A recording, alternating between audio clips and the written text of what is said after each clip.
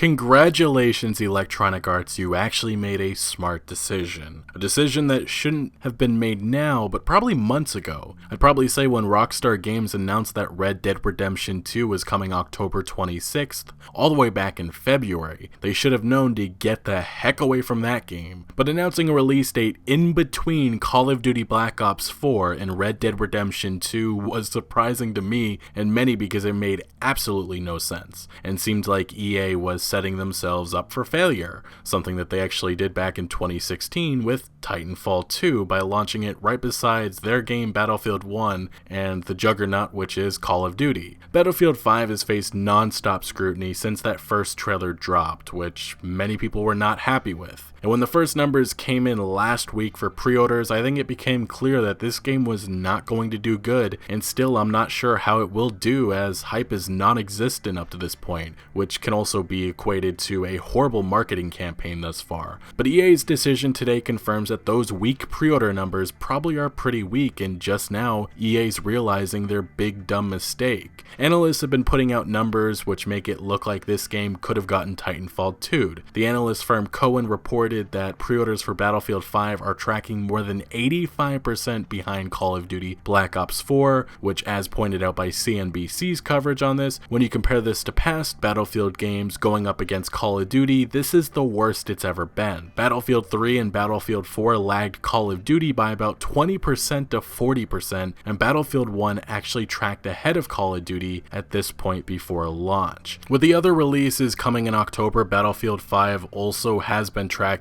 far behind Red Dead Redemption 2 and Assassin's Creed Odyssey. Apparently, for your information, based on a VentureBeat report, the only game that is actually meeting expectations with pre-orders is Red Dead Redemption 2, with every other game coming this fall 2018 not doing all that great. So EA's expectation is to sell 13 to 14 million copies of this game, which, as Cohen reported, it does not look achievable, and they cite one of the big reasons why this game looks like it's underperforming is because, with a release date directly in between Call of Duty and Red Dead Redemption 2, we worry that Battlefield 5 could be headed for a similar fate as 2016's Titanfall 2, which got squeezed out by its launch date directly between Battlefield 1 and Call of Duty Infinite Warfare.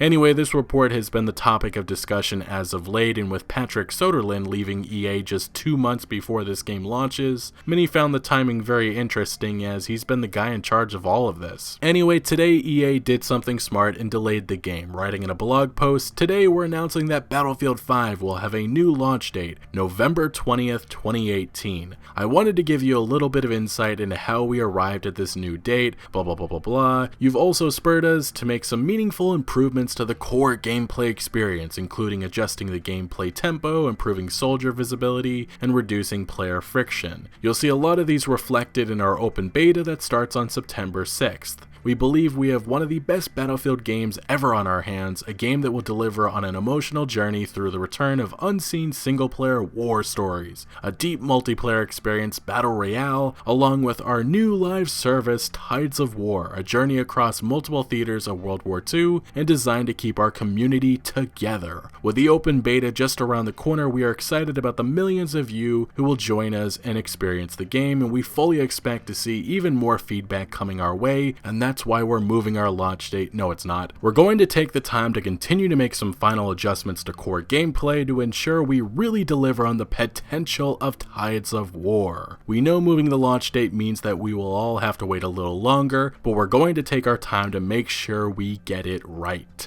In all honesty, this is a smart move, but why it's happening is not for improving the experience, it's getting away from Red Dead and Black Ops 4, although now Battlefield 5 competes against Fallout 76, but I think the game stands a much better chance now. This still doesn't change many of the issues gamers have with this title, whether it be just another World War II shooter a year after Call of Duty did it, or the Battlefront 2 loot box debacle Fallout that is still looming, or the general hate for Electronic Arts, or the whole historical accuracy debacle and EA's pathetic response to that situation. Giving players an ultimatum of buy it or don't has not exactly worked all that well thus far. It's going to be interesting how how this game performs, and maybe EA can build some hype up now, but it's hard to say. I wish they would just be honest and not lie for why this delay is happening. It's not for last minute adjustments, it's because the other games they were going to compete against have so much more hype and anticipation while their game does not. Battlefield 5 has not had a positive leg to stand on, but maybe now, with the beta coming very soon, things can change and or improve. Also, in case you were curious, in the financial world, the reaction has been, well, things aren't looking too good. Yeah, yikes. EA is going to have to get off that imaginary throne that they think they're on and understand that people play and buy their games. Maybe respecting your communities and not trying to suck their wallets dry at every moment should be a good place to start. Just a suggestion, because Anthem is coming very soon in February, and that release date also looks like a big mistake, but that's just my thoughts. Anyway, what do you make of this delay? Let me know your reaction in the comment section below, but thank you for watching. Make sure to leave a like if you did enjoy this video or found any informative value, and consider subscribing for more videos like this, and I'll see you later.